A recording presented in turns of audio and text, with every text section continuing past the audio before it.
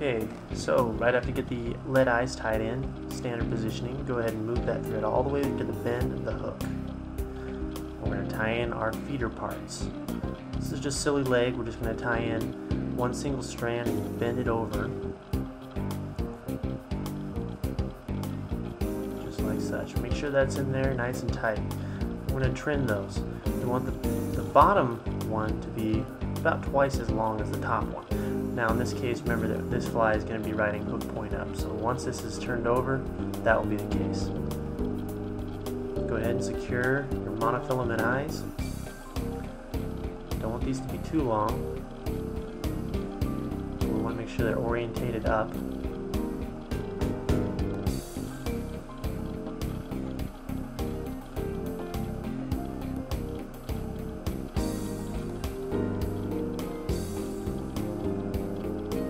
And secure. Trim off your tabs. I like to then separate the eyes a little bit by just kind of bending them out. Gives a little bit more of a depth effect as opposed to leaving them right by the hook shank itself. Now we're just going to take some of the sparkle dove and we're just going to kind of pick it apart and set it on top of each other. That's going to get most of those fibers going lengthwise. And then we're just going to spin that on with 2 firm wraps, bend back our extra, and then secure, just like such. And go ahead and secure your micro mink zoinker. Make sure that's in there good and tight, and take that thread all the way just behind the eye of the hook, just like such. Okay, so this is a pre-cut piece of foam. This is the shell back. Notice that it's bent into an M formation. It's going to help you to secure all that felt in a nice organized means. So go ahead and just drop that onto the top of that. Spin that in place. It really takes some time to throw down a lot of firm wraps, just like we did here. Otherwise it's going to roll on you. I always like to make sure that these parts fit and are cut to length before I fold them over in the gluing process. You notice that I just checked that. This one here will check. It's a little bit long, so we'll trim it and secure. This way we don't have to cut them down later in length. We just need to bend them and glue them later in the fly tying process. Okay, I'll just go ahead and take a couple pieces of 6-pound monofilament, 2 pieces to be exact, and we're going to tie those in an X formation. Make sure those are in there good and tight. You want to make sure they're in there nice and tight, because if you don't, when you start pulling on one end, it will start slipping out the other. Alright, now these are beads. Just bear with me here. I got 2 kinds of beads here, 2 colors of beads, I should say.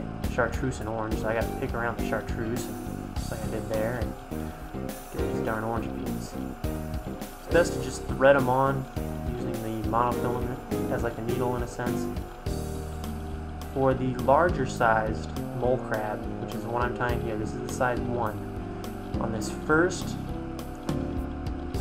row of eggs, you will use 8 beads. Secure those in place.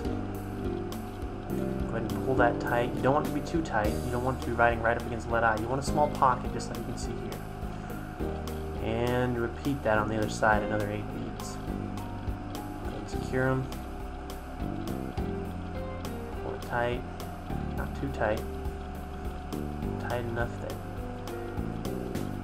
they'll be secure and won't move on you too badly, just like such. Okay, so this is the size 1. We just tied in 8 beads. Now we're going to tie in 7 for the next 2 rows.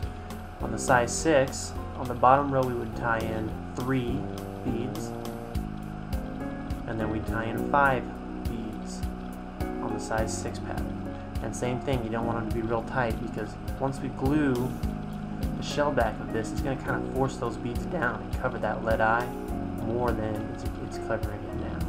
Go ahead and just repeat that on the same side, just like such. Okay. Trim and secure. Make sure that those are nice and tight. They're not going to go anywhere. They're not going to slide. And you can see that the the lead eyes are still relatively exposed.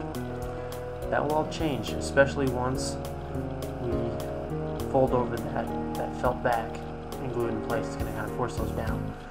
Okay, just take your micro mink, go ahead and wrap that all the way right behind those eggs, just like such. Secure. Make sure you don't pin down any of the beads, and also try not to tighten the beads anymore. You don't want the thread to be moving back and pinning down that monofilament in the process, just like such. Alright, now kind of just wet your fingers and just kind of pick those fibers and split it down the middle, kind of like they split their hair back in the 50s. And then we're just going to tie in those rubber leg materials. This is just 4 strands of silly leg that we're going to tie now. Make sure that everything's nice and neat. Secure those in place with a couple of wraps. Doesn't need to be perfect. Just like such. And with finish. That's why I hand finish, because I don't have a Renzetti tool small enough. Okay, we're going to leave a long tag end because we're actually going to glue that down. We're going to put 2 silly legs on each side, just like such. And we want them to be laying at about a 45-degree angle in relation to the hook itself. Go ahead and just pin down that tag end of the thread, pin it down into the felt. That will ensure that it doesn't come unglued or untied when we're out fishing it. And we're just going to bend that under the hook point and force that glue into the fibers. And expose that hook point and make a nice hook gap, just like such. Okay, now make sure before that glue cools that you even those legs out, get them exactly where you want them at that 45-degree angle, and then trim to your desired length. Alright, we're about done. Just kind of slip back that zoinker material. You can see that that gap is being closed up significantly as a result of the felt being forced down and forcing those beads down. And now we're just going to bend back that bottom tray tab that is made of the buckskin, and that will secure it. And there you have it, Schiel's Holé Molé crab.